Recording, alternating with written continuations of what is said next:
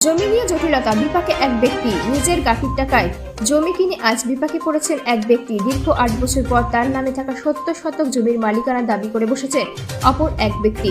বিষয়টি ঘিরে সালিশি সভা থেকে শুরু করে থানায় অভিযোগ পর্যন্ত হয়েছে। ঘটনাটি ঘটেছে উত্তর ত্রিপুরা জেলার ধর্মনগর মহকুমাধীন পূর্ব ফুলবাড়ি গ্রাম পঞ্চায়েতের 2 নম্বর ওয়ার্ডে। স্থানীয় সূত্রে জানা গেছে, ওই এলাকার বাসিন্দা মকরম আলী কয়েক দফায় তার স্ত্রী মনোয়ারা বেগমের নামে আব্দুল সালাম, আব্দুল ছবুর ও তার নিকট আত্মীয় পরিজনদের কাছ থেকে মোট 76% জমি ক্রয় করেন। অভিযোগ, জমির সাব রেজিস্ট্রির সময় সালাম ও ছাবুর কেবল 70 শতক জমি রেজিস্ট্রি করে দেন। এই নিয়ে একাধিকবার সালিশি সভা বসে এবং শারীরিক সংঘর্ষের ঘটনাও ঘটে। সালিশি সভায় স্থানীয় গণ্যমান্য ব্যক্তি যেমন আব্দুল আজিজ, আব্দুল সত্তার, শমছুল হক সহ আরো অনেকে উপস্থিত থেকে সাক্ষী দেন বলেও দাবি করেন মকরম আলী। সম্প্রতি নতুন করে সমস্যার সূত্রপাত হয়েছে।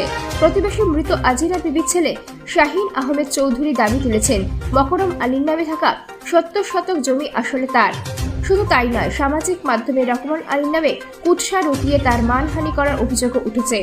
মকরম আলীর বক্তব্য, তার নামে জমির বৈধ দলিল ও খতিয়ান সমস্ত প্রয়োজনীয় নথি রয়েছে। তিনি প্রশ্ন তোলেন, আব্দুল সালাম ও আব্দুল ছাবুর কিভাবে জমি রেজিস্ট্রি করে দিলেন, তার জবাব তাদের দিতে হবে। তার অভিযোগ, বর্তমানে এলাকায় জমির দাম দ্রুত বাড়তে থাকায় লোভ সামলাতে পারছেন না শাহিন আহমেদ চৌধুরী, ফলে ষড়যন্ত্র করে জমি দখলের চেষ্টা চলছে।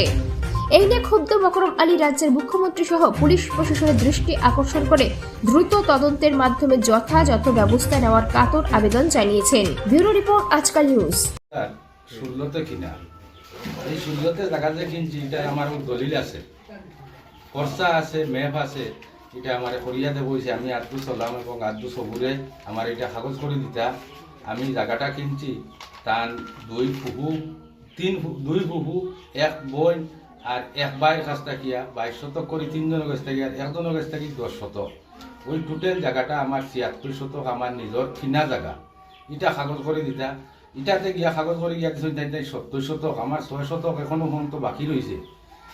এখন হঠাৎ করে শাহিন আহমেদ চৌধুরী কইরা এই জায়গাটা থান জায়গাটা কে বলে কাগজ হয়ে গেছে, থান কাগজ থাকে। এখন এই যে কাগজটা যেটা হয়েছে, ওইতে গিয়ে এখন সোলাম সবুরে খেমনে দিয়ে দিলা। এটাতে প্রায় 40-42টা বৈঠক হয়েছে ওই এলাকার।